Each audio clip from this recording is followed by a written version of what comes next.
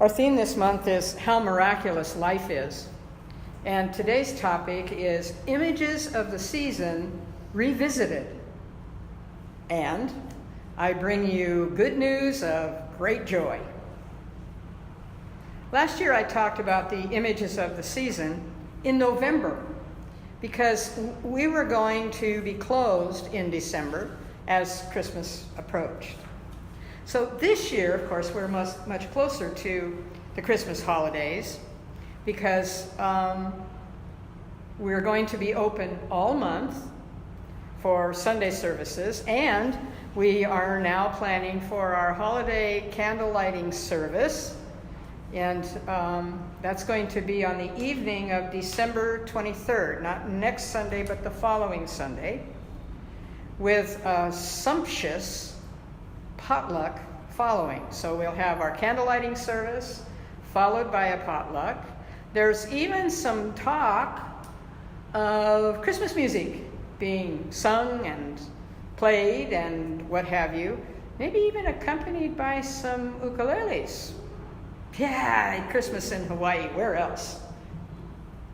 So what I want you to know also is that will be an evening service rather than a morning service on the 23rd.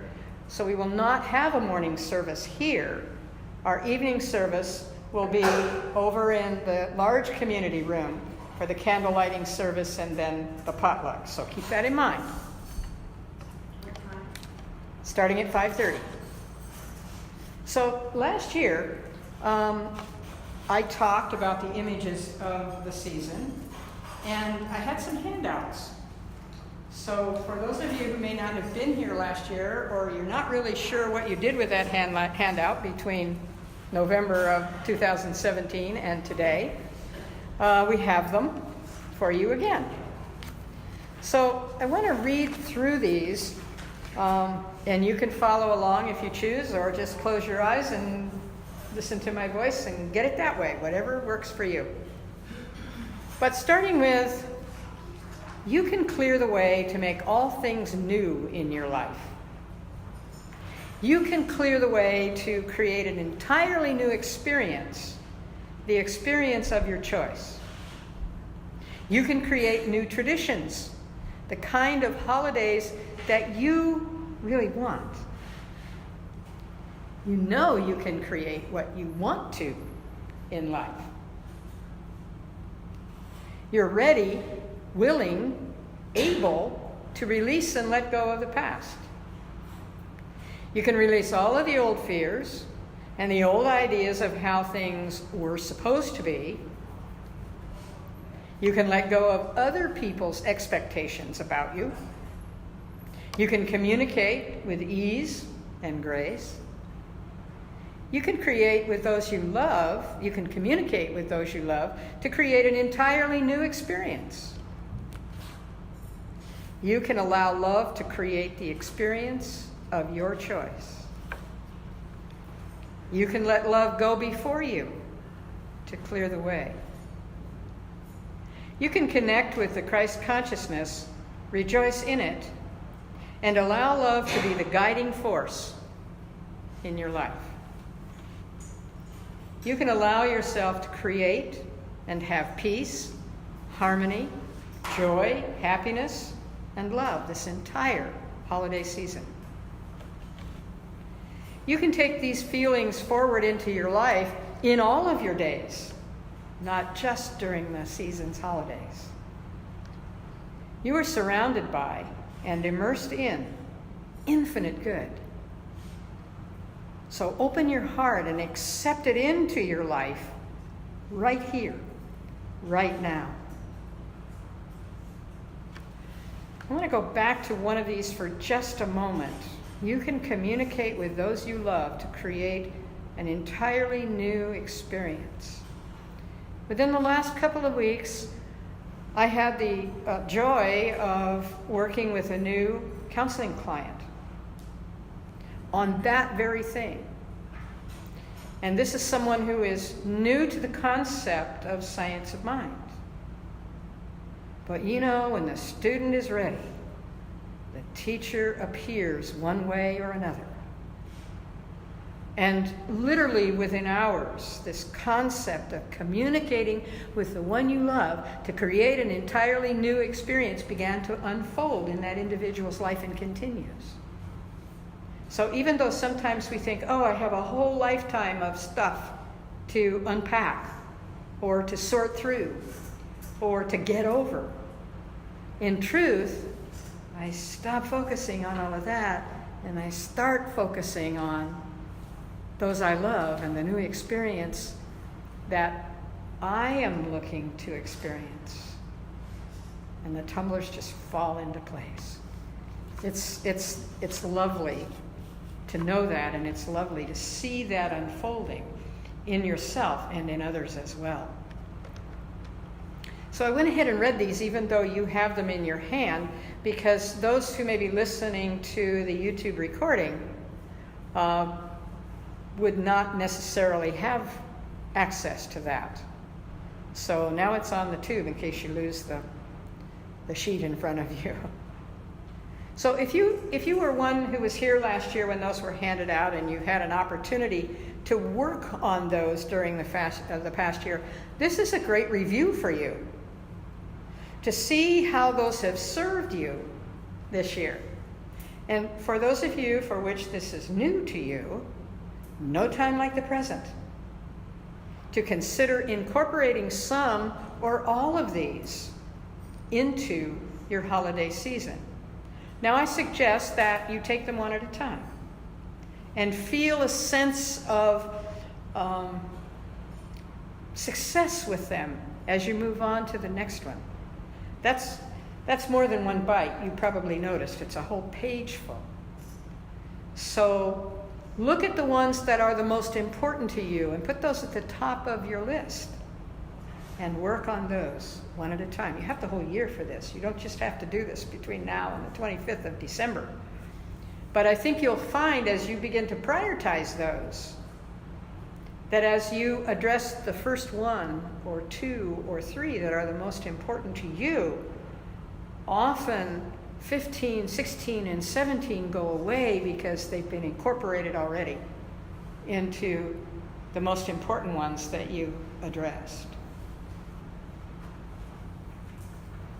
So, what is this image of the season that you individually choose to experience? For each of us gets to choose, how we intend to experience this. As you know, I love the Chicken Soup for the Soul series of books because every story in them has a positive outcome. And I am really into positive outcomes, perhaps you've noticed.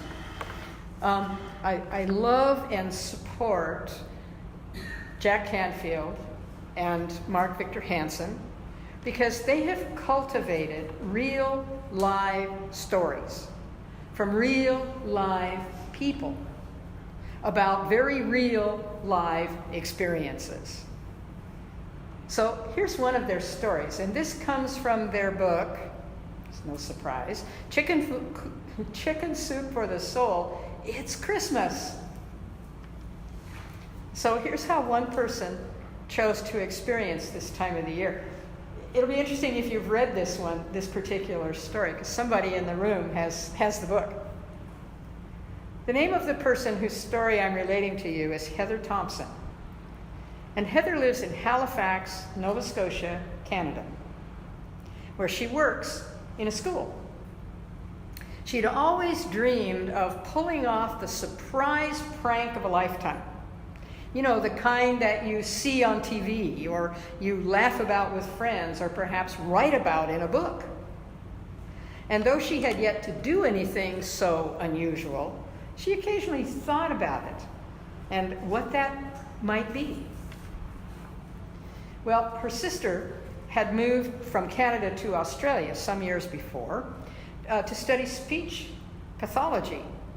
And she was graduating from her school before Christmas. Because of Heather's work schedule and at the school where she worked, she was not able to be at her sister's in Australia in time for the graduation ceremony.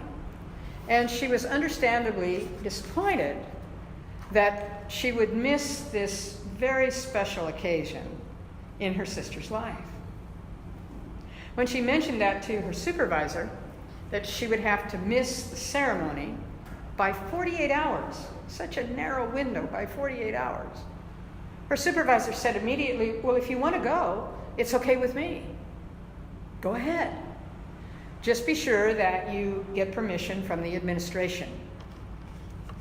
Well, Heather said in the first moment she felt elated and then deeply saddened as the words sunk in. She said she was elated that her supervisor was so generous and saddened because she knew that time off requests were seldom granted by the administration, especially last-minute ones. So she almost didn't ask, thinking, this is probably just a waste of my time. I'm probably going to get chastised, and the answer's undoubtedly going to be no. Well, there's a nice set of negativities. That's a 3B, isn't it? But something in her just opened up the hope that the Christmas spirit would somehow permeate the administration building and honor her request. So she submitted her request by email, and she waited nervously. She kept watching for a reply. But when she saw the return email, she almost didn't open it. But eventually, her curiosity got the best of her. She took a deep breath, she gritted her teeth, she opened the reply and began to read. Really? Really?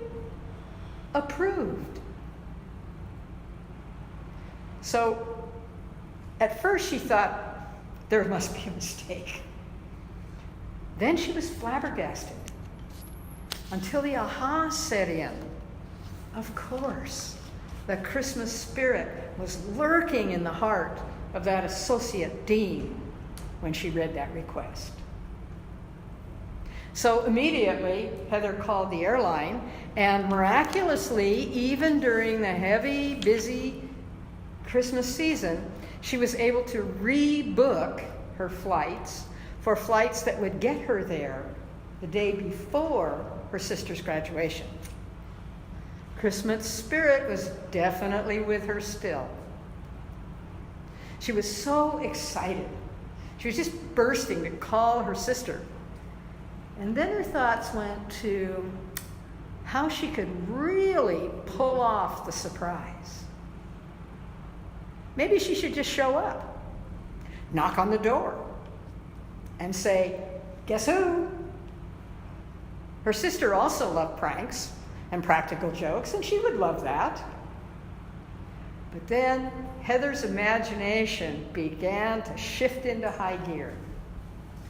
She always felt that the biggest surprises at Christmas time were the gaily wrapped boxes that the true spirit of Christmas was giving. Suppose she packed herself in a giant box, wrapped like a Christmas box, and had herself delivered to her sister's home in Australia. Sound crazy? Sound impossible? Not when you believe. And not so in the day of lightning-fast computers and the World Wide Web. So she went online. She found a courier company in the city where her sister lived and quickly convinced the branch manager that she truly was an incredible delivery for them to make. So much so that not only did he agree that they would do this, but he himself dressed up as one of the couriers and joined that delivery team. There was that Christmas spirit just showing up again, even down under. So, just a short distance from her sister's house, the courier van and crew stopped, got the box out of the van, got her in it, and then carried it up to her sister's front doorstep. rang the bell. Well, needless to say, her sister was perplexed, maybe we could even say dumbfounded, when she saw this giant Christmas box sitting on her porch. That quickly changed, however, when, to her utter disbelief and shock, when the box was open, there sat her sister, smiling up at her. Can you imagine the shock? Heather said it was such a gift to be able to attend her sister's graduation and to show her love by giving the most unique, unconventional Christmas present in the history of their family. Never, ever underestimate the power of the Christmas spirit. It can move hearts, it can move minds, and yes, even people in boxes. Well, after I read that story, I decided I just had to share it with you. I went back and read these affirmative statements that we talked about a few minutes ago and realized how many of them apply to the true act of giving with such a humorous yet loving intention. And though most of us will probably never go to the extreme Heather did to deliver a gift to a loved one, we can all allow love to create the experiences of our choices that support the kind of holidays which bring us peace, harmony, joy, happiness, and love through the entire season. Remember that perfection is in the expression.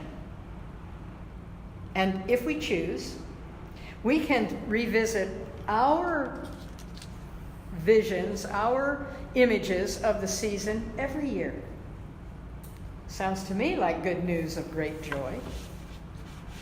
So let me close with the words of Ernest Holmes in one of his Christmas letters. Each of us has something to give. Let each of us see that we give of our best. If we are bringing our gifts to the altar of love, nothing less than the best is acceptable. Nothing less than all is enough. May the real spirit of Christmas, the giving of the self to life, enter and abide in you now and through all times. And so it is.